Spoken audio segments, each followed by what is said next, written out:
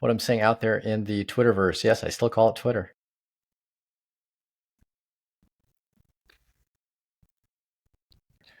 Okay, welcome to the Spaces. Paul Poissy and co-founder of Edge, and we're joined here by the Coreum team to talk about this exciting integration that we just went live with, some of the stuff that we've done so far, and then what's coming up, and also learn more about Coreum. I've learned a good chunk in the process of the integration with this protocol, but I think the team can probably go into a lot more in-depth detail on a lot of the differentiating factors with their project. And so with me, I've got Annalisa, and I believe it's Zach.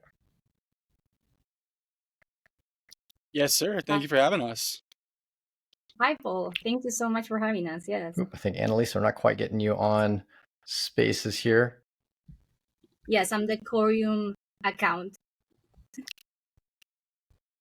Almost, not quite. Maybe Zach, while Annalisa's kind of working on some of the audio, feel free to give a quick intro on yourself and as well the Coreum project. Yeah, thank you so much. I am myself a marketing specialist here at Coreum. I kind of head up a lot of our community initiatives and sort of help a lot of our projects that are building on Coreum get to market. But yeah, I think Coreum itself is what we would describe as a superledger. It's an enterprise-grade blockchain with ISO 222 messaging actually built into the protocol level, so it's really friendly for financial messaging and scalability purposes. We are also, of course, IBC integrated, so we're able to connect with that entire ecosystem and kind of be the bridge between Coreum, IBC, and then also the XRPL, which we have coming soon. Awesome. Let's see whether or not Annalisa happens to have her audio back online. Annalisa, can you hear us okay, or able to chime in? Can you hear me guys now? No? We're not quite getting our audio. Well, we've also got CoinHolder on the Coreum team. Maybe you want to do a quick introduction as well. Hey, Paul. Thank you so much for having us on the space. Really appreciate it. My name's Michael, business developer at Coreum Development Foundation and also Sologenic. Been with the foundation for about 1.5 years. I actually started as a community member, just like most people on the space right now. I attended most of the events that Sologenic and Coreum attended and met up with the team a couple of years back. And yeah, pretty much started a really good relationship with the team and yeah, been building since the bear market. It's been about 1.5 years since we started building Coreum. Like Zach was saying, it's a Cosmos chain. It's a layer 1. I would say that some of the things that differentiate Coreum from some of the other Cosmos chains would be the fact that we're connecting the XRP ledger. I can kind of paint a picture here for you if that makes sense. I've been an XRP holder for about 8 or 9 years now. Haven't been able to do much with XRP, just send and receive. That's pretty much the extent of my journey with XRP. So we're taking an approach with Coreum to open up a bridge between the XRP ledger and the Cosmos ecosystem, which will ultimately allow XRP holders to stake using a decentralized protocol rather than using like a Bitstamp or any third-party centralized exchange to facilitate staking of XRP. That kind of defeats the whole ethos of crypto, in my opinion. So we're actually opening up a bridge to allow XRP holders and other XRP native asset holders to traverse all of the different blockchains that deploy the IBC protocol. So what is the IBC protocol? IBC is essentially the protocol that all of the Cosmos chains deploy that will allow these different protocols to communicate with each other. They're able to send assets, communicate with each other with data, utilizing this protocol that connects all of the different chains within Cosmos. There's a big vertical here when it comes to crypto and just the general digital asset blockchain industry is by connecting different blockchains that aren't within Cosmos to IBC. So that again is the approach that we're taking, is to make sure that the XRP ledger and more blockchains in the future can allow them to traverse many blockchains within Cosmos and IBC in general. But I know that's kind of like a brief, big picture sort of introduction of Coreum and slightly myself. But yeah, any questions in regards to Coreum? Really excited to delve deeper. Yeah, I'm looking forward to delving deeper into that. You got a lot of nuggets there to unwind. Definitely the integration with XRP. That fascinates me because I've been, a slight XRP holder for a number of years. We actually had as one of our marketing managers at Edge, in the early days of Edge, around the 2017-18 timeframe, one of the biggest XRP influencers, Tiffany Hayden. And actually, ironically, we didn't have XRP support at the time, but we quickly did soon after that. And achieved quite a bit of recognition within that community because we were the very first self-custody app to actually provide more than XRP.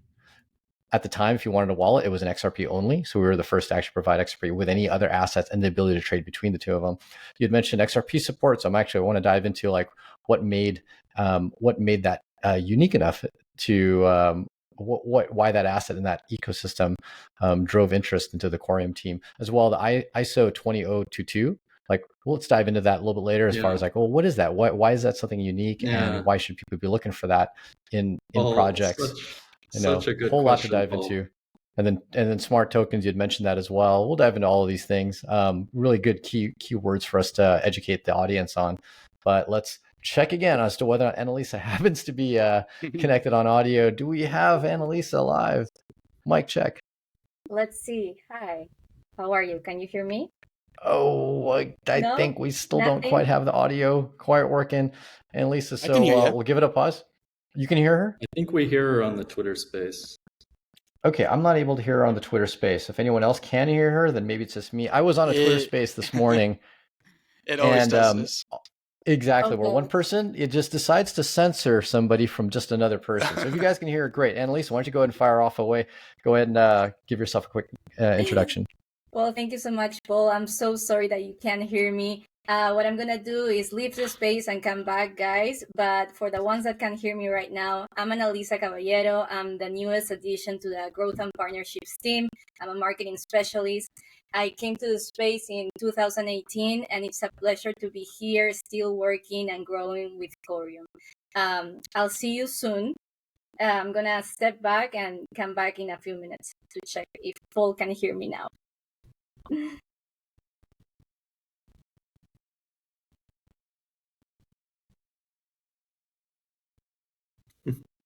Okay, I'm going to presume she wrapped up. It's so weird trying to host a... Paul, on the video, I'm looking at your shirt. It says Anti-Fiat Crypto Club. Yeah. I'm presuming most of us have joined the club. If you haven't, feel free to let us know, and we will personally invite you to the club, which is really just a thumbs up. Thanks for joining the club. You're in it. Yeah, I mean, we're happy to raise our flag over here at the Coreum office. Funny little story. Like when we first created these shirts, we were at a conference in I think Austin, and we were approached by a lady who kept asking us questions about this club and saying, "Well, who's in this club? Mm-hmm. When do you meet? How often does this club meet? How does one join this club?" She was like, "Wow, this lady's pretty serious about this club." And we just gave answers, random answers, like, yeah, there's a few hundred people in this club, and we meet just whenever we feel like it. And at the end, she said, "Yeah, I work for the White House." I'm like, "Okay, now it makes sense why you're so serious." And we say, "You're welcome to join the club too if you'd like." Like, "No, thanks." Like, all right, well, government officials, as they sometimes are. Seems like you're making the right connections there. Yeah, exactly. No sense of humor, right? And we really at the very end of the conversation have to tell you, lady, it's a joke, right? Yeah. Really, there's no club. It's a T-shirt. But oh well, it is what it is. Okay, so apologies I couldn't hear pretty much anything Annalisa had to say.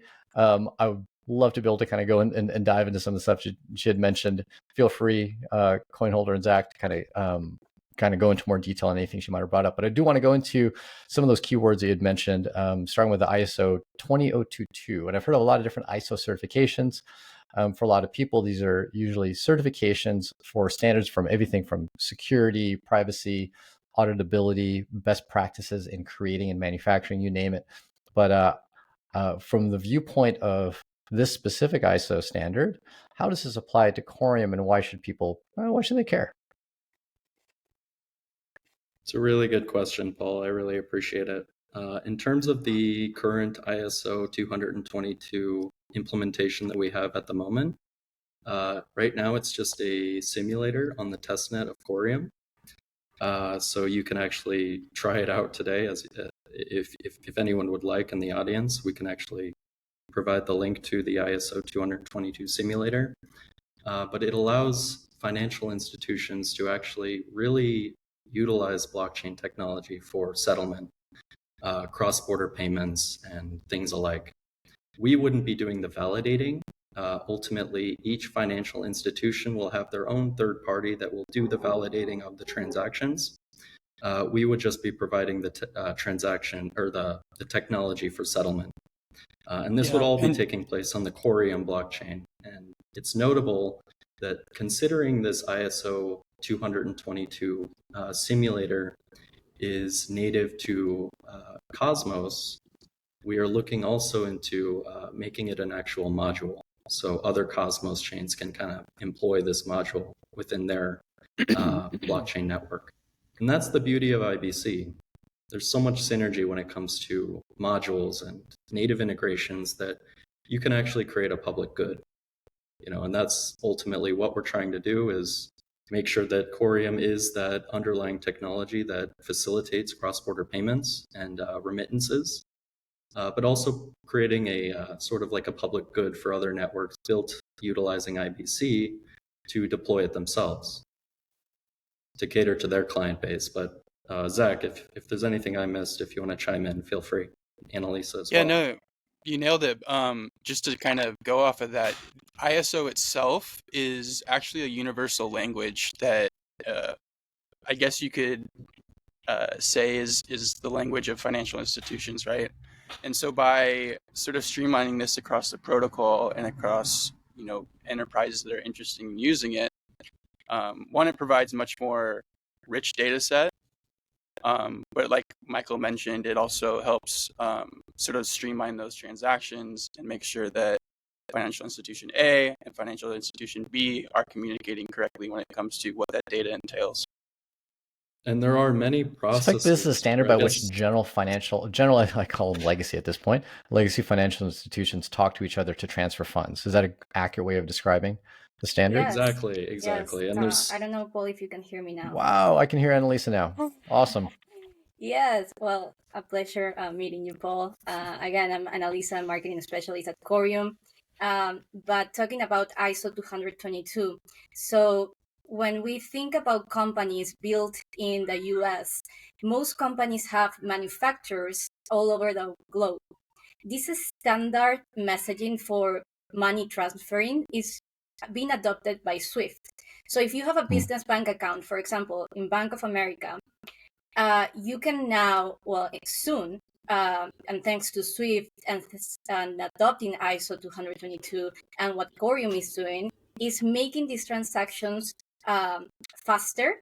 So instead of 3 business days to pay your manufacturer in India or in Peru, it's going to be instant. So businesses are going to fast track their processes as well.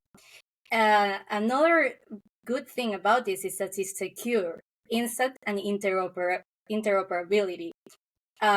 So it's going to work with, for example, my bank of USA, Bank of America, let's call it like that, and the credit bank of Peru, and the transaction is going to be in minutes instead of 3 days. So as a business owner, my employees are going to be so happy that I'm going to pay them in time, right? For the ones that are not technical and are more entrepreneur in the space, I just wanted to give that little example. And so this is actually enabling a kind of a traditional fiat payment, but using crypto as its rails. Is that an accurate description? Or could one actually say that I just want to transfer crypto and that's ISO 222 certified, or does it even need to be certified if it's like a raw crypto transaction? So I kind of packaged a lot in that one question there. So question one is the ISO 222 standard really the ability to transfer traditional fiat and you're enabling that now on a chain?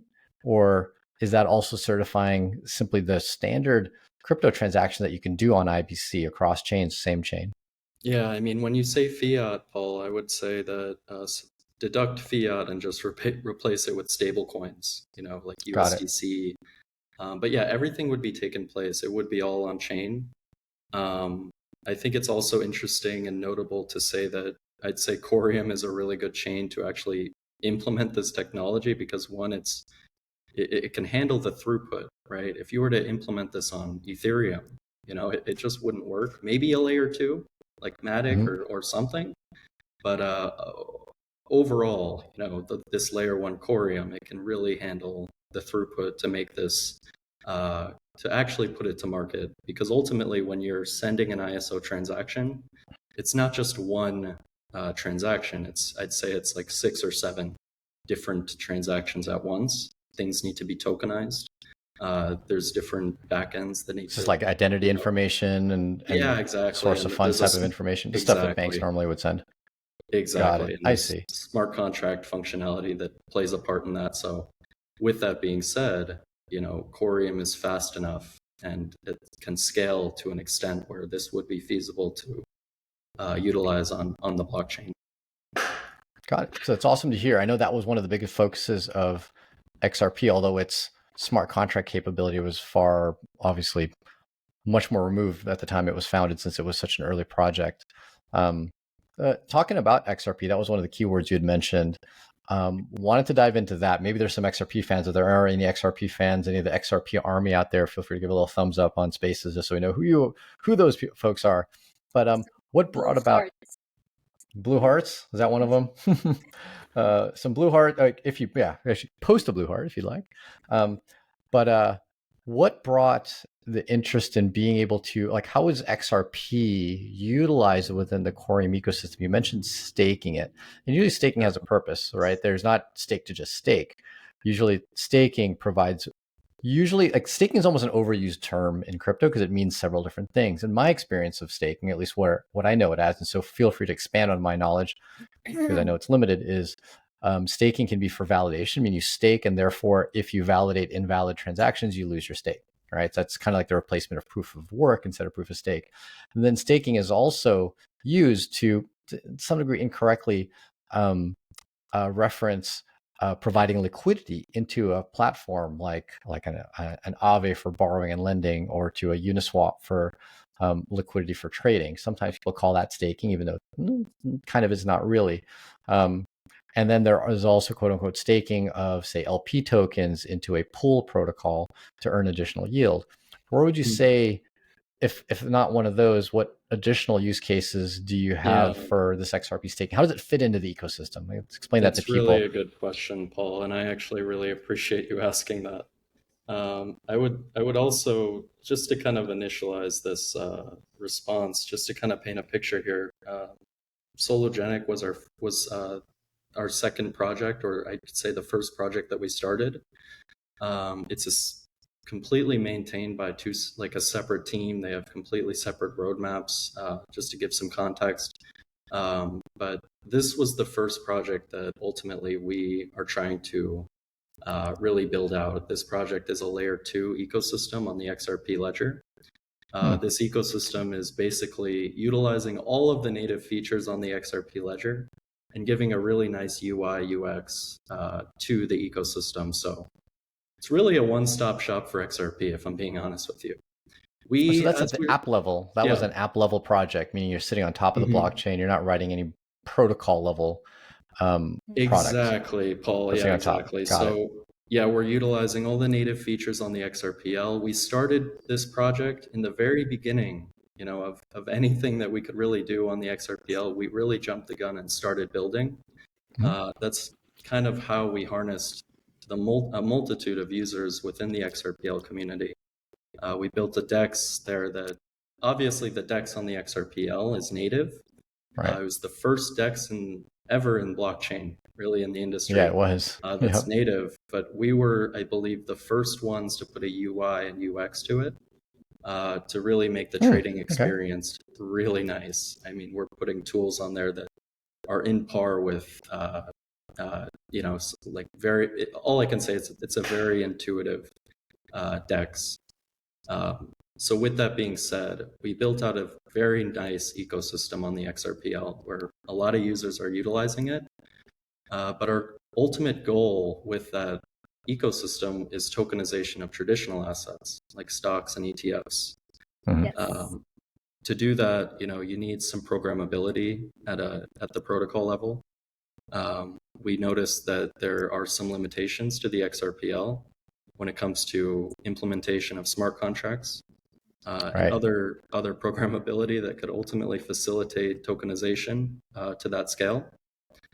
So that's one of the reasons why we built Coreum, is ultimately to provide that bridge and that extend functionality from the Cosmos ecosystem to Coreum. So that how that would look, I really want to paint this picture, is because how that would look is anything built within IBC, anything on Cosmos. So you have tons of protocols. You have Osmosis, you have liquid staking protocols, you have DAO, you have Coreum, you have all these layer 1 app chains. Everything pretty much is, I'd say it's the most, I'd say it's a very, how would you say, it's a growing ecosystem. You would basically have all of that unlocked right out of the box. When you bridge your XRP, or any native token on the XRP ledger that is enabled on our token registry, which Solo would be included. Again, this is part of the scope, is having Solo token included on the token registry, where you can bridge these tokens to Cosmos. And everything that's built on Cosmos, you have that right out of the box. You just bridge it over utilizing IBC. All these protocols are using IBC. And honestly, Paul, you look at all these legacy chains, you look at Binance Smart Chain, you look at Solana, you look at Polkadot, you look at Ethereum, they're all deploying IBC. They're all deploying it, on some capacity, whether it's their layer 2, whether it's a parachain, whether it's some protocol built there. Everyone's trying to figure out this interoperability problem. How do we fix it? How do we fix it? It's IBC. I mean, look at every other every other legacy chain. Their eyes are actually wide open now. And I see that there's going to be a big adoption, big push for adoption when it comes to interoperability and cross-chain interactions. And that's all going to be fueled and powered by IBC. I have seen that, definitely with the limitations of a lot of the early layer 1s, Bitcoin, Ethereum. I think a lot of the projects that have achieved a lot of success and kind of headspace in people's minds have been the cross-chain protocols, the bridges, cross-chain dexes. I'm a big fan of Thorchain, definitely. In the sense that it allows fairly native assets to get traded across different chains. And what's XRP, the risk to that? Paul, what's the risk to that? What is the risk to a bridge, right? We look at multi-chain, right? I want to just there's definitely huge risk there. Yes, the discussion is one of the biggest challenges that I know the Thorchain team has, because they are in a way a bridge, but a bridge that can, a lot of people define a bridge as you take the same asset and you bridge it over into another chain. Whereas Thorchain is not necessarily, it's basically a bridge that allows you to take an asset and turn it into a completely different one on another chain. So has in some ways more complexity than a bridge. And so the biggest challenge of every single bridge is dealing with the nuance of each chain that it's working on. So you basically are susceptible to any issues on one chain if you're just a single chain protocol. Double that once you're a double chain protocol, and quintuple that, whatever, when you are interfacing with that many more chains. So it is a difficult problem to solve. It has been the cause of many exploits. I don't think it's an unsolvable one. But it's like time will tell, and time will also both heal wounds and then also harden. So it hardens things as time passes and all exploits are found and fixed.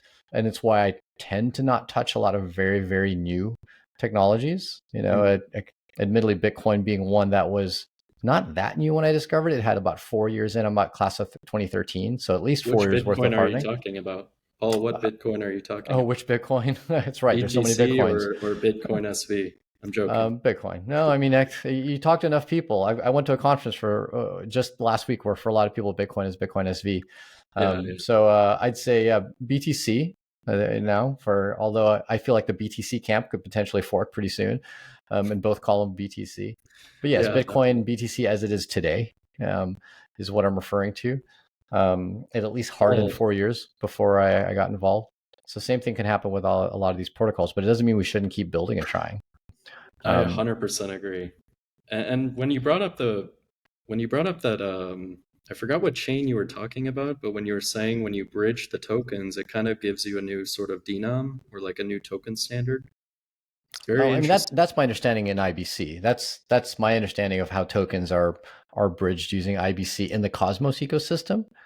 With Thorchain, you get a different token, but it is native on that chain. So you're taking Bitcoin and putting it into an AMM, and then out comes Ethereum on actual Ethereum or actual Bitcoin Cash or actual, I Definitely. think, Binance Smart Chain.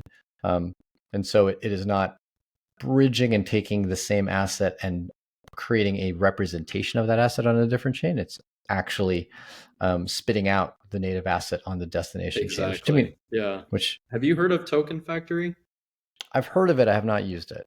So, but I Yeah, have heard so of it. it's a really interesting it's sort of like a modular component to Cosmos, I'd say. So a lot of different chains employ Token Factory.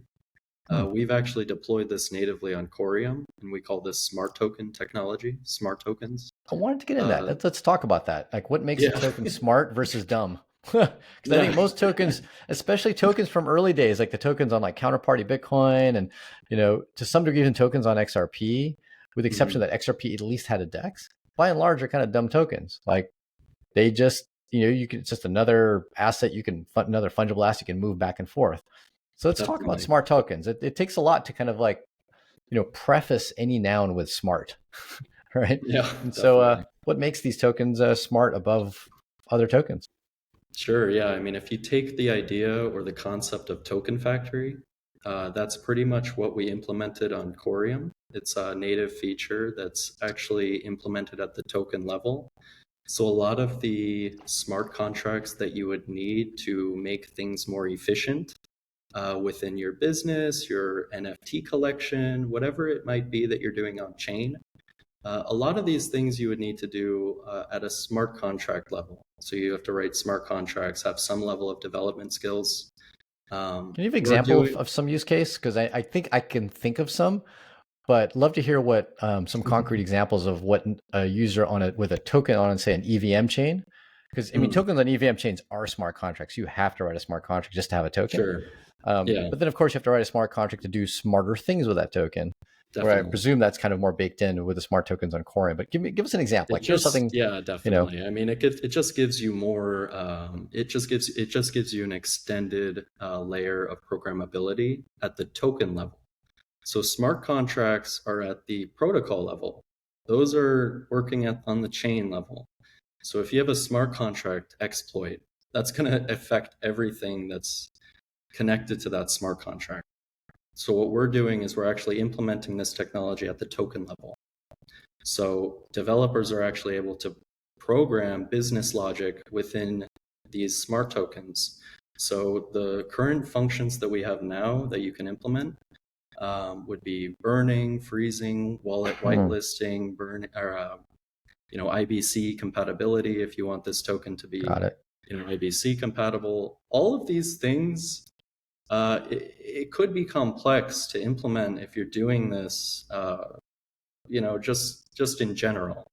Right. I could see Coreum that. and a lot of the dApps built on Coreum are utilizing this technology.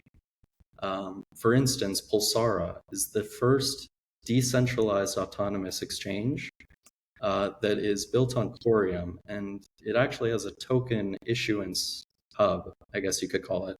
I forgot the exact name, but users are actually able to plug and play issuance of tokens. So you could even call Coreum a sort of like a token issuance hub of Cosmos, because we've developed this token factory, really extended it to the token level, and giving developers and even people like me, I don't know anything about coding, right? But I can Got still it. issue smart tokens because we've made it very easy to do so. So can I give an example of something that was done a lot in like the 2017 ICO era and see whether or not that's something you could do with a smart token? So I know one of the most popular smart contracts in that era, not that anyone should do this. Yeah, right? I mean, I love where your head is at. But just to take it honestly a step further, like how can governments get involved with this? How can government agencies get involved with this? What if a government agency wants to issue food stamps to a group of people? They want to make sure that those food stamps or whatever those tokens are being spent on correct or the right things, whether it's food, water, supplies for the home. You can whitelist certain vendors. When things get tokenized, we believe in a tokenized environment, a tokenized economy. When that happens in the very near future, these enterprises, whether you want to have a rewards program, again, back to the government agency, if they want to issue food stamps, they can tokenize specific goods, or not tokenize, but whitelist. I'm sorry, you can whitelist specific goods to be spent utilizing these smart tokens. So, it's definitely a big thing when it comes to remittances, because with remittances, I mean, you have families working offshore, sending money to their families. A lot of that money gets spent on alcohol, drugs, gambling, things like that. It's terrible. How do we make it so these people are sending this money back to their families and only being able to spend it on food, water, and supplies for the children? That is the goal. I mean, to be able to program that at a token level, I mean, it's a game changer. I'm just being honest. I got to put my libertarian hat on and go, well, that's kind of censoring of transactions. But if anything, if that gets people into crypto, get them to have a wallet and use the money that governments, in a way, kind of mandate that you use to be able to do things like pay taxes and pay bills and whatnot, but enable with the same application the ability to use true open chains and open assets, like Coreum itself, like the actual asset of Coreum, is freely transferable across chains to anyone with no limitations. Then to me, the value becomes, let's give governments and the people that are fine with governments a better version of the same system with the same limitations. But the Trojan horse being, you've put into people's pockets, into their hands, into their computers, and into their phones, the power to access fully open permissionless blockchains. And now they have that choice, right? If you want to be able to get your government subsidy that you can spend with a limited number of merchants, great, you have that. But in the same application, now you can send money across any border with no one's permission. And so that to me is what's made this kind of bridge interesting, is the ability to kind of appeal to both sides, but then have a single like application key management that enables both. Because right now, when you work in the fiat world, it's a very different experience. It's a very different app. It's it's account creation, blah blah blah. And when you work in the crypto world, same. It's a different experience. It's a different security model, and a different flow. And you're kind of hopping between two. If we can bridge those two in one app, then we've onboarded the world into crypto without them realizing it, really. And that's what excites me. And it's all about good UI and UX, right, Paul? It's a little bit about that. And the funny thing is, obviously, we're at the UI UX level. We're not protocol developers at Edge. Although one of the things that we've said repeatedly is that UX starts at the protocol, at the lowest level. And it's built within the frameworks, I'd say. And I think some protocols don't realize how much of an impact they have that a UX and UI designer and developer can't overcome, right? And just a small nugget example in the Bitcoin world, and I'm not an anti-Bitcoin person, but I'm definitely not a maxi. Every time a new address is implemented and promoted, you've now thrown a wrench into the UX of the end user. It's like, oh, my wallet doesn't support this new SegWit address or this new Bec32 address or this new Taproot address. So which address do I show to the user so that they can send me Bitcoin? That's just one example of where the protocol level people say, oh, this is great. It's going to save a little bit of fees and we can do more things with this address. Let's just push it out there and not realize what that causes, what ripple effect that causes up the chain, no pun intended, up the chain or up the stack, and eventually hits the end user with a level of confusion that we can't really do anything about. No amount of pretty buttons or great UX can do that. But you're right. UX means a lot. It is kind of the end all be all, but at the same time, it's a full team effort. Everyone from the designers, the button developers, UI developers, all the way down to the protocol. So I appreciate people at the protocol level, such as you guys, already thinking about it. Like, we need to have UX in mind right at the very base level. And definitely. kind And of honestly, to build off Paul, of that, really, not even. Oh, go on, sorry, Zach. Michael. Go on, Zach. Sorry. No, I was just sorry, gonna say, Zach. I don't know if you would call it user or user experience, but we have a very, I think, comprehensive builder experience where we allow devs to come and build on Coreum at the protocol level using Cosmos, which is a language that's very friendly to most developers. It actually kind of compiles whatever language you're coding into binary. Mm-hmm. So you pair that with our workshops we're doing, our ambassador program, and it makes it a very healthy ecosystem for projects and builders to come and launch their project. So I think it goes back to what you're saying. Yeah, it's an experience for everybody, I guess, in the ecosystem that we've designed to be as seamless as possible. And just to add on to that, Zach, I would say too, what fosters a really good environment, or I guess ecosystem? Competition, right? You need friendly competition to drive innovation. That's why I'm so in love with the IBC protocol and just the Cosmos frameworks, because you will have 1, 2, maybe 3 different protocols that are doing the same thing. They're liquid staking derivatives. There's a liquid staking protocol. This one's doing, restaking. It's a staking protocol, whatever it might be. Anything in DeFi. But the fact is that this IBC protocol allows friendly competition.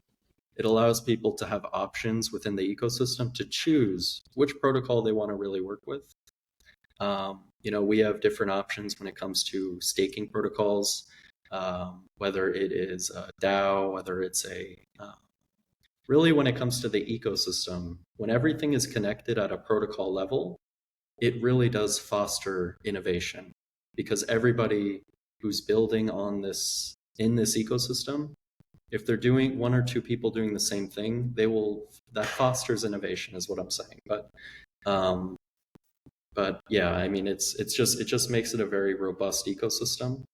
And, a lot of things might not be super compatible now in the industry. When I have my meetings, some of the meetings I have, they will be, people building with Solidity contracts for the most part, which is great. I know that Cosmos, this ecosystem, is adapting to be compatible with Solidity.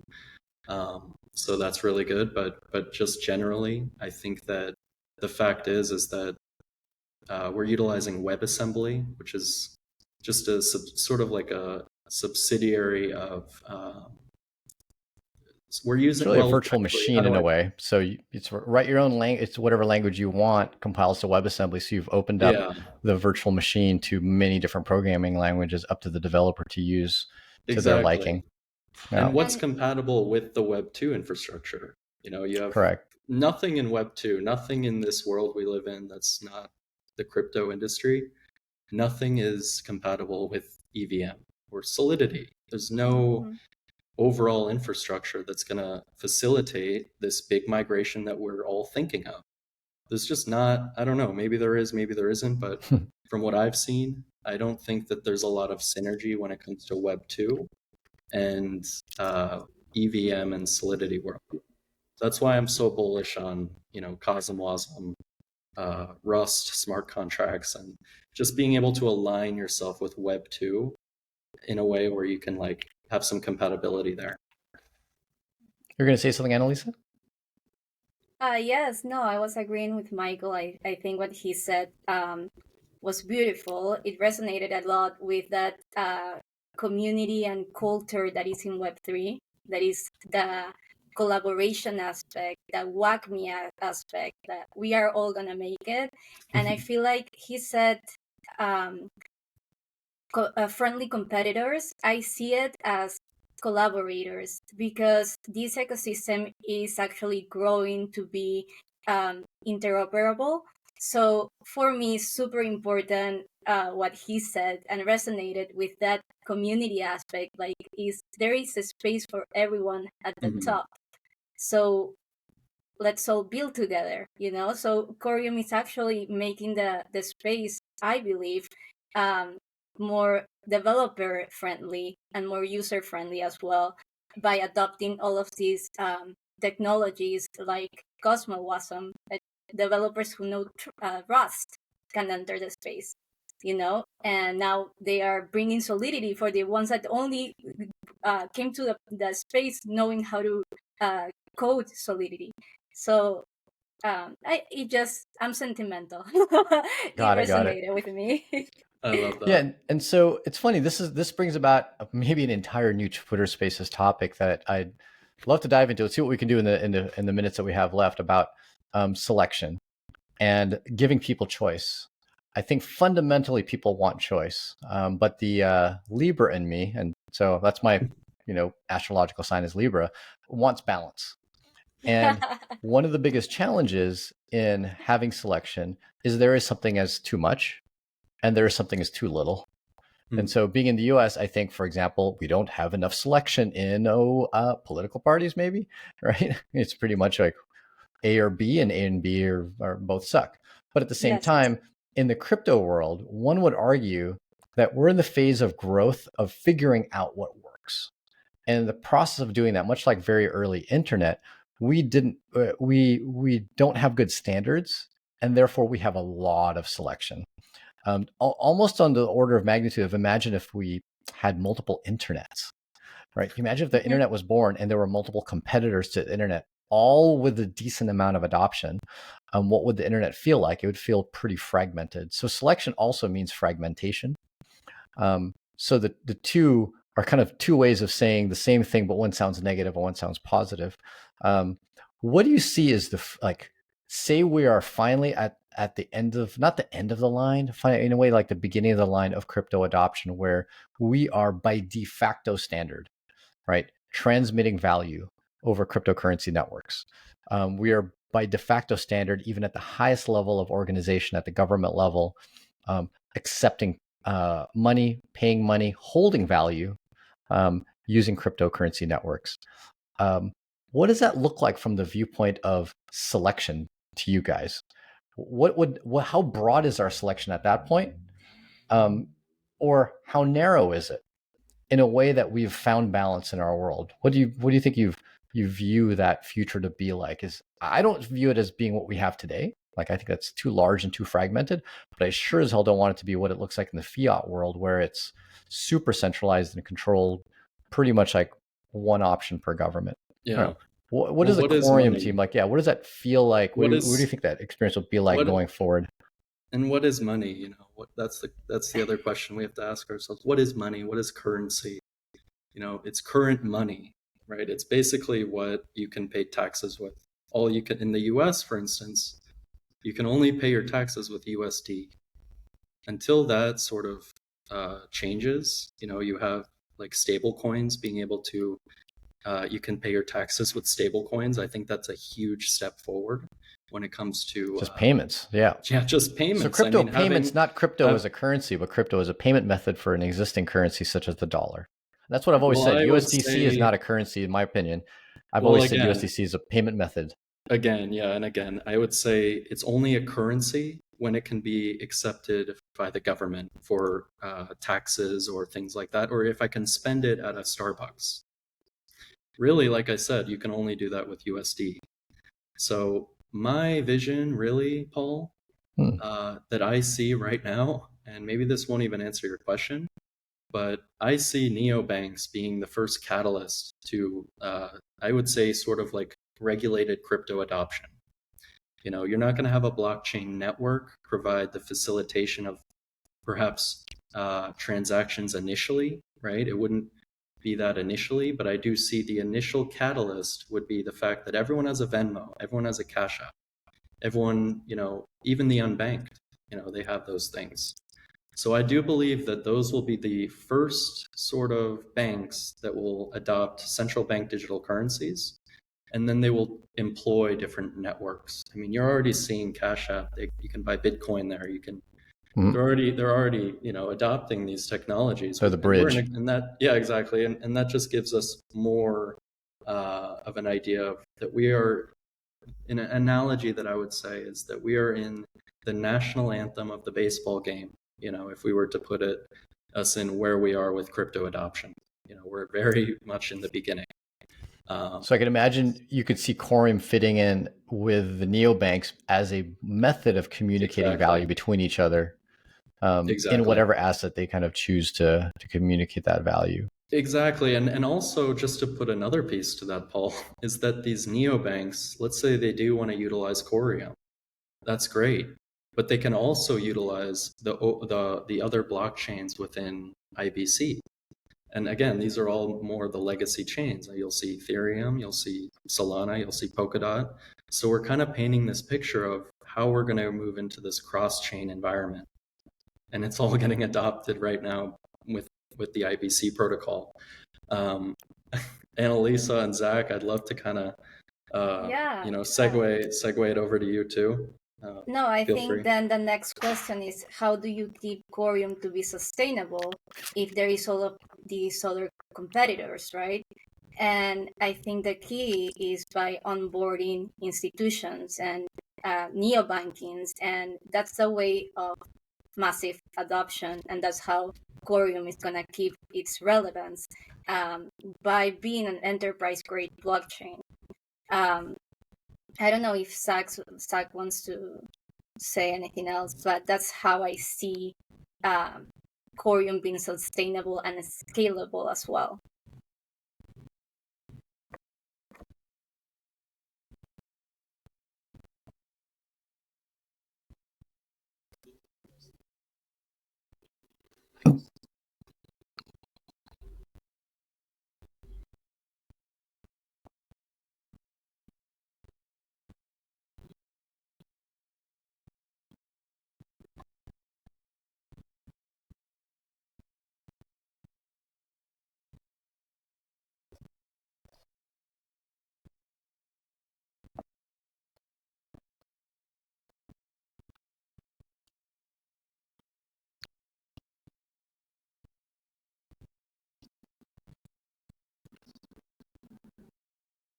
Exactly. And just to add to that, I don't think a government such as the US is going to adopt one of the many blockchains that there is. Like the government is not going to choose Ethereum to build on Ethereum.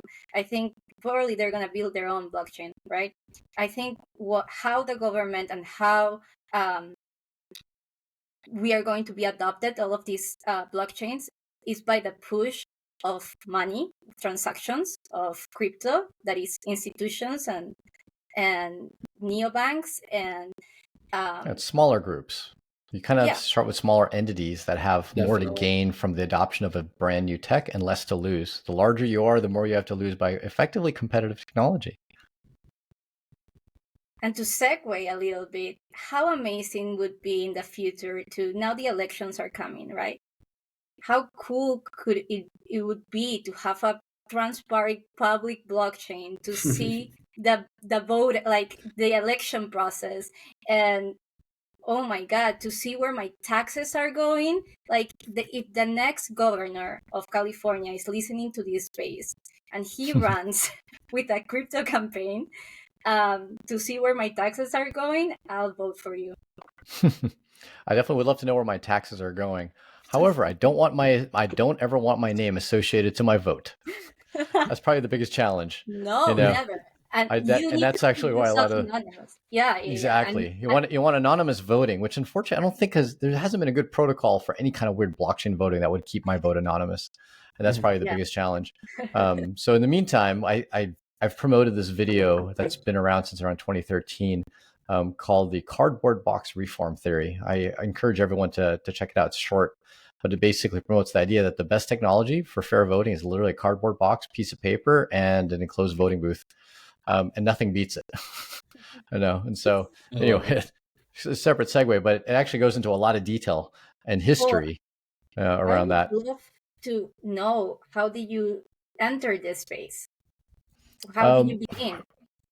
So personally, I've been in technology for quite some time. I'm former NVIDIA. I worked there before they were, but back when you used graphics chips for actually rendering graphics, like for games. Remember those days when GPUs were for graphics? You know, that's what for those that don't know, the G in a GPU stands for graphics, you know? And so back in those days, I loved games. I played games all the time. And we obviously powered modeling apps. But I left technology for about 10 years. I left it to go into small business for actually health reasons. And I'd never thought I'd go back until I discovered Bitcoin 2013. And it fascinated me on all levels. I mean, if you think about it, the technology in and of itself, just like, wow, this solves one of the hardest problems in computer science, right? That problem being solved by Satoshi fascinated me from the technical point of view. From a payments point of view, I'm not sure how many of you have ever worked in small business. Have any of you raised your hand or put a little heart on here if you've ever worked in small business? But if you have, you've probably taken payments. Maybe you took cash payments, credit card payments, and then you realized, oh, okay, there you go. It depends what you consider micro. Discussion you know? there. Well, yeah, micro payments. Dollar shots. I worked at a bar. You know, if you call those micro payments, but having managed small business, you don't realize that 3-4% you get charged by the credit card, it's only part of the fee.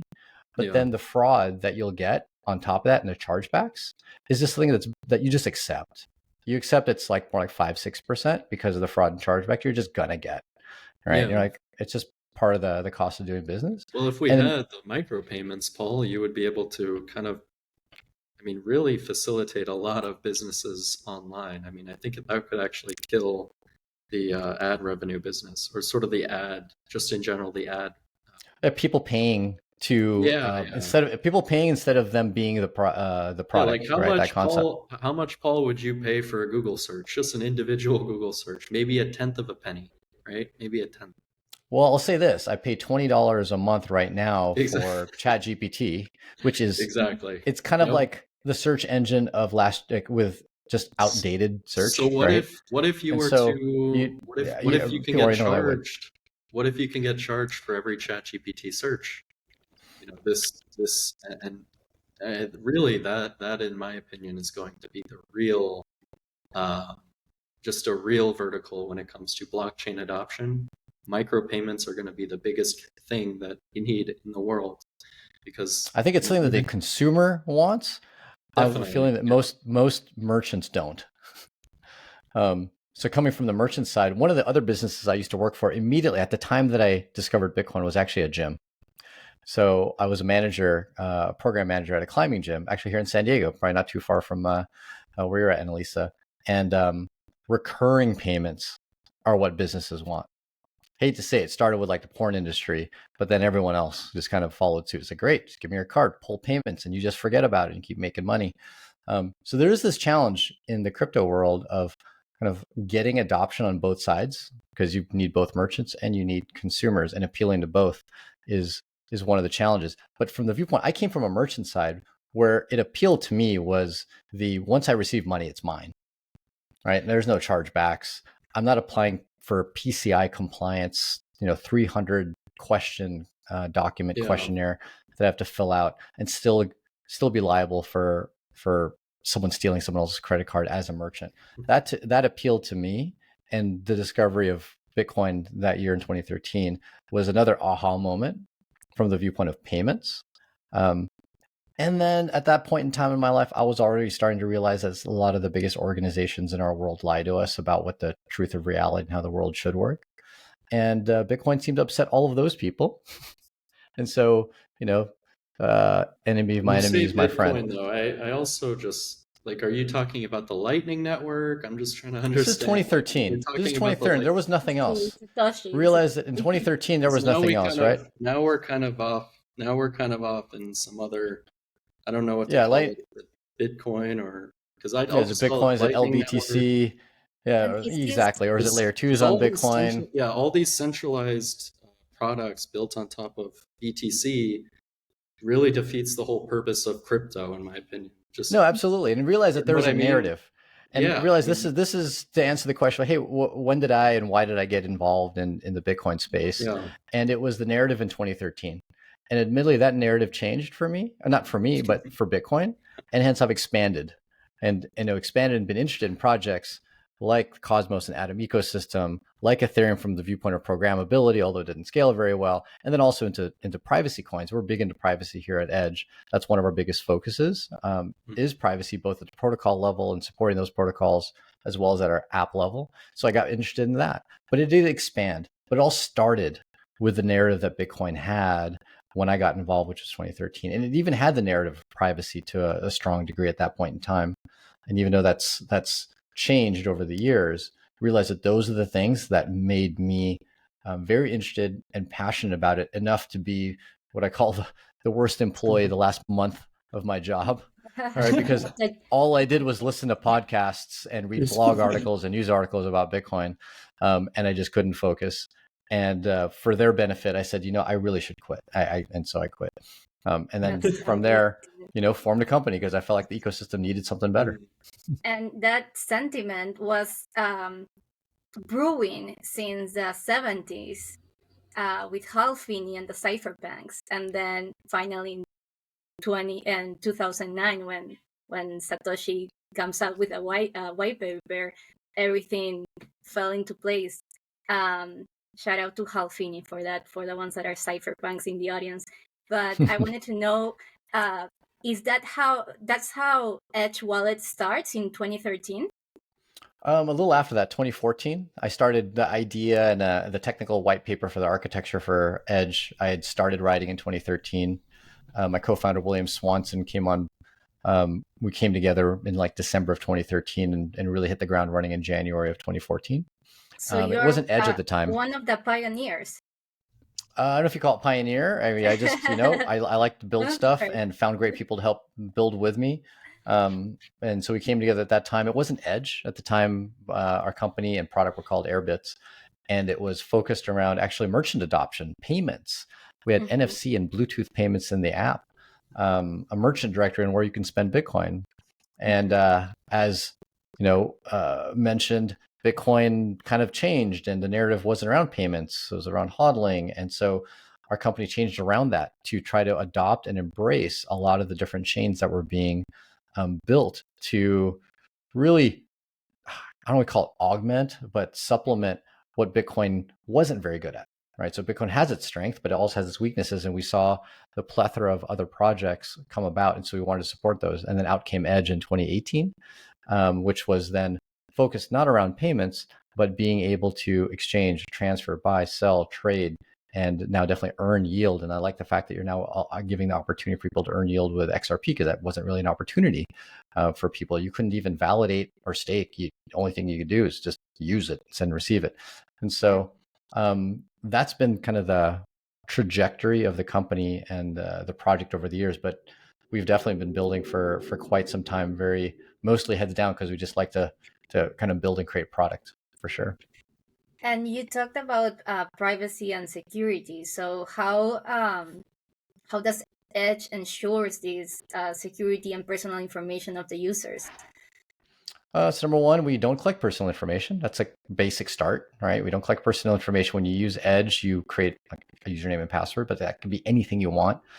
We don't see the password. We don't see the username. Everything is encrypted and hashed. As well, we're open source. And I think that's a really hard thing to find now. Back when we had first founded, everything was open source. That was not a feature. That was the standard. Like, you couldn't compete in the space of Bitcoin wallets unless you were open source. Now it's like, wow, where's any of our open source competitor? So they're few and far between at this point. So people can validate that what we say is what we're doing. And part of that open source thing that we say is, well, we don't actually track users. So there's many apps on the market. People don't realize this, or maybe some people do. When you use your average app that you download off the app stores, that thing is practically taking a video of everything you're doing. They look at every gesture, and they can tell when you're scrolling on your Instagram, when you pause, Mhm. or when you pinch and zoom, or you take a screenshot. They know Yeah. everything, and that's all fed into AI that's been existing way before ChatGPT. And Mhm. they know every piece of your heart and soul, Yeah. and know how to market to you, where you are, who your friends are. All that is missing in Edge. We don't do any of that. Mhm. So there's a very, very light amount of tracking, for example, crashes. So if there's a crash or there's an error that shows up, that'll go to a crash reporting server. If you do actions that are conversions, we call conversions in our app, such as things like, you do a swap, which would go to an exchange partner or to a DEX. Those are things that the open network would already know. We'll track that. It's the kind of thing we could already know anyway if we wanted to. So we'll go ahead and track that. But when you just navigate around the app and move around, we don't know what you're doing, right? And our open Mhm. source code proves that. So that's another aspect of the privacy. As well, rich support for privacy currencies. We were the first multi-asset app to support Monero, probably like the second or so multi-asset app to support Zcash, first to support Pirate Chain, which is a Zcash fork. And we're always on the lookout because we do fundamentally think that privacy is a key piece that a lot of crypto is missing. And we need that as an option. I think there's a few different verticals of crypto that will be mass adopted. Obviously, smart contract platform or platforms are needed. But as well, we'll also need a privacy level platform, probably for rapid payments. And then there's a few other things. The store of value narrative is what Bitcoin has really kind of captured. But yeah, that's one of our focuses and how we execute on that focus on the level of privacy. I think you'd asked about security as well. Yes, I did, and just to segue a little bit, I actually am a Edge wallet user. Oh, Now that thank I you. know now that I know your background on gaming, I can tell why the app is so functional and user friendly. Um, I personally like it way more than MetaMask, for example. Well, thank you. But yeah, no, definitely. I want to let the audience know your future plans. For example, are you planning on gamifying more the app, or yeah? So gamification, even though I come from the gaming world back in the days of NVIDIA, one of the biggest challenge in gamification is the fact that we're so private. Mm-hmm. So here's a clear example of what we'd love to do, like our growth team would love to do. We'd like to say, hey, do 4 swaps in Edge and we'll give you a point, which means nothing, right? It could just be like a star on your account. Yeah. A loyalty program. A loyalty point, right? But when you do a swap in Edge, although we see that swap happened, right? That might go through one of our exchange partners or a DEX. We see that swap happened. When you do a second swap, we have no idea that that's the same person. We have no idea that's the same account. Okay. Yeah. So there could be 100,000 swaps that occur in say a week. We don't know if Yeah. that's 100,000 people or Mhm. that's one person doing 100,000 swaps. And Which that is level of amazing for disassociation, privacy. right? But it Amazing sure for is annoying privacy. for our growth team that wants to do cool little gamification things, And Yeah. I admittedly, that's been one of the biggest hindrances is that we have such a strong focus on privacy. There's a lot that we can't do on the growth side, which is like the de facto standard. If you talk to anyone in like app and startups, Silicon Valley, all of them, like they would hate to hear what we do. Like they're just like, what? You Yeah. know? But fundamentally, we feel like the world is changing. People are starting to care more about privacy, and we're going to bank on that. If the world completely goes in the opposite direction, like everyone throws their privacy out the window, we become completely surveillance state and whatnot, then we'll just die on that hill, right? And I'm okay with dying on that hill because I didn't form the company to make the next evil Google and multi-$100 billion company. That's not my goal, right? The goal is to drive adoption of the ideals that cryptocurrency was built for. And if we get that adoption, I know we'll be financially successful. All right. But it's not financially successful first at any cost. It's we'll build what we want to see in this world. And the mass adoption will bring us that level of success. And I think crypto is really built around that ethos. If Satoshi were alive today and all of his coins were accessible, he would be very, very financially stable. Even though all he did was build a system that was meant to obviously provide economic freedom. What if you're Satoshi, Paul? Maybe you could What be if? Satoshi. I would have moved those Maybe. coins by now. I'll tell you Maybe. that. Those coins would have moved years ago if I was You Satoshi. could be. I'd be doing a whole lot with those coins, but at this point in Definitely. time, I'd be moving, shaking, you know, I don't know Yeah. if you call it donating or bribing, but I'd be bribing some politicians left and right. I do have to say though, Paul, I know that Coreum is supported on a few other wallets, but over the past week, I was kind of fiddling around and using the Edge wallet, and I do have to say it is one of the more intuitive wallets. I would have to say, Well, thank you. We're in regards always to open all the to. ones that we're supported on. Well, cool. Well, thank you so much. Appreciate that, and know that we are never satisfied with people saying that it's a good app. So let us have it from the viewpoint of as you use the app and where you find you would like it to improve. And this is to everyone listening, and whether it be the recorded spaces or live right now, do send us whatever feedback you might have, because we have no other way of knowing. We literally don't. We can't tell when you don't like something or you stutter and stall inside of the app because you don't know where you're going. There's no way for us to know that. So the privacy means that the only way for us to know is you have to tell us. And we're absolutely open ears. So, and there's an easy way to get in contact with us. Our website's edge.app. And from there, you can find everything, our Twitter, our LinkedIn profiles, you name it. And so find any way to contact us when you have feedback, requests, complaints, you name it. And if Paul doesn't answer, just message me and I'll get a hold of Paul. That you will. Very cool. But I'm sure he'll get back to you guys. All right. Yeah, no, I love it. Cool. Yeah, well, thanks for that question, letting us kind of expand on what we're up to, and we're very happy to get this integration. I think we didn't really fully cover what the integration is, but we can end with that. What exactly are we now supporting within the intersection of Edge and Coreum? And so launched live, so you can use it in Edge today. Obviously, support for Coreum itself on chain. I believe we've got a handful of its tokens as well, and staking of Coreum. And soon to come, which is not quite live yet, support for all a handful of other Cosmos-based chains and the IBC protocol, where you're going to be able to bridge various assets between the different chains, of course, including Coreum. Ability to maybe, if we have also very rich fiat on and off ramp support. We'll be supporting some assets. It really, we're at the mercy of some of our fiat on and off ramps and what they support. And at this point, even if they don't support Coreum, you can easily go and get Atom and then bridge that over into Coreum, swap it into Coreum and whatnot. Definitely. So, although we do have one upcoming. Go ahead. Oh, go on, Paul. I was going to say we do have one upcoming fiat on and off ramp for at least those users that are in the US, which is a big Cosmos supporter that, from what I've heard, will be supporting Coreum natively. So you'll be able to get it right from I know the fiat. name. You probably do. I know the name, yeah. Yeah, I'm really you probably excited do. just now that you say that. Yep, exactly. Yep. Because that'll be a really good sort of like synergy with Coreum as well.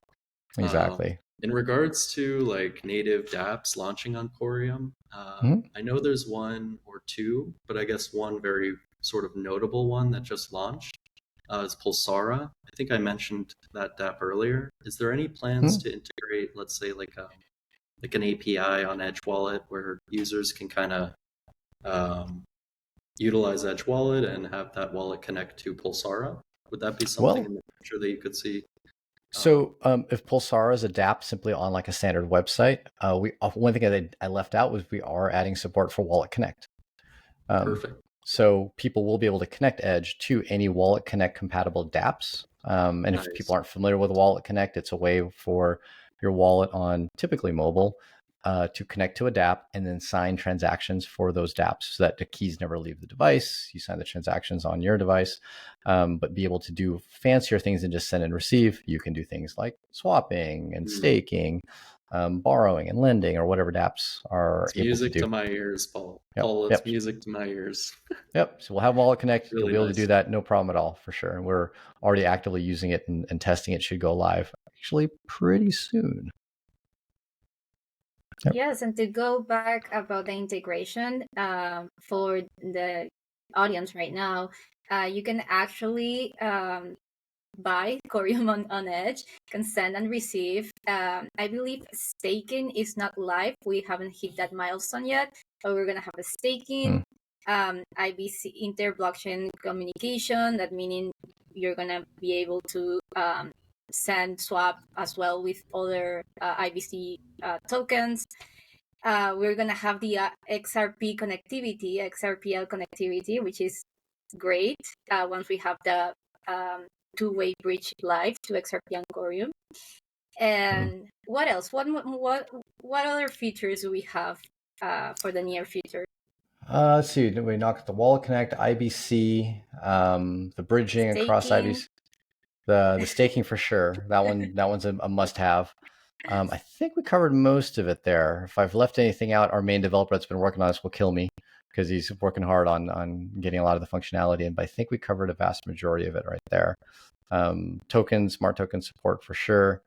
Yeah, I think we've got that covered. And if there's any feedback from anyone in the audience listening to this, as far as what you think we might be missing in the Coreum or greater Cosmos ecosystem, as far as functionality, do holler, let us know. We'll definitely strongly consider it. I think there would be feasibility too, Paul, to look into a DAO structure. I don't know, just an idea that it's kind of spitballing here. A DAO structure as in supporting DAOs within Edge or for the company itself? Exactly. Well, supporting I've looked at that. Supporting DAOs, yeah. So that primarily because DAOs require fairly unique, what do you call it, transaction types? Sure. And interfaces. One of the challenges for Edge is creating an interface that supports more than one type of DAO. And that's where I think the DApp and Wallet Connect definitely type of functionality I'll send comes you into a play. link too after this call. I have there's a really great product on Cosmos called DAO that basically it modularized. I don't know if that's a real word, but they basically created a DAO module as a public good for all the Cosmos chains. So if, let's say, someone wants to create a DAO on any Cosmos chain, they utilize the smart contract from DAO, and it's all standardized within this whole ecosystem. So I think if you were to, again, I'll send you a link. I have a lot of ideas, but I'm really excited for this integration because honestly, what you're hearing now, everyone who's listening, I do believe that this is just the beginning of something very fruitful. No, exactly. And I'm excited about working closely as well with XRPL. For those that don't know, we've partnered closely with Ripple themselves, like the company behind it, to getting rich XRPL support in Edge. And so Edge, I think, is also I think it's the only multi-asset app that supports the XRPL DEX directly inside of it. And so people can actually go and swap between XRP and Bitstamp Euro and a few other mostly stable coins, right? Those are the ones that have the best liquidity within XRPL.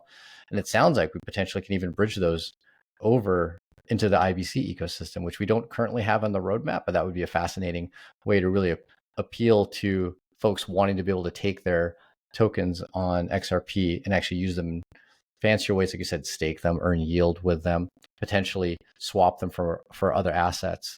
That would be a fascinating use case. So I'm excited about that. So Coreum is going to facilitate that.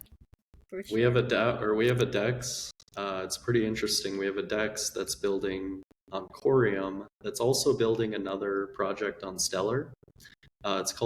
Their project on Stellar is called Phoenix DeFi Hub, and they're building another project on Coreum called Whelp. High level, sort of like an aim that team is trying to do is sort of connect these ecosystems together, Cosmos and Stellar, and that team has a very good foothold within the Cosmos ecosystem. So again, it's just prefacing, the bridging and interoperability and utilizing IBC to make that happen. So having these projects, building directly on Coreum can really drive the growth for the general ecosystem. But that's a bit off topic, I know, but we're running out of time, and I just thought I'd put that out there, I guess. Very cool. I see a lot of growth potential here. So I'm very excited about the partnership. Thanks a whole lot to you guys for joining the spaces and helping host this, and to everyone that kind of chimed in and joined and listened in as well. Don't forget to like and follow us and follow Edge Wallet as well on social media, on Twitter, and on YouTube as well, Instagram, we're everywhere. I did make a little video about how to use Edge Wallet and integrate swaps and receive the stake Coreum on Oh, Edge wow. Wallet as Thank you. well. So that's on Twitter for the ones that want to check it out as well. But That's awesome. thank you so much for the invitation, and I'm really excited about this partnership. What's Thank you, the best way for people to contact or learn more about Coreum? Like, what's the main place to go? Coreum.com for sure. Simple. Perfect. Simple Cool. And if as anyone looking that. for Edge, edge.app. Yes, and everything is on social media as well. We are on social media as Coreum Official, on LinkedIn as well. If you want to reach out for partnerships, events, and we actually partner, and this is just to end up in the space. We partner with University of Calgary and the University of California, Irvine, with their student-led associations to host a developer workshop. And teach them about smart tokens and smart contracts.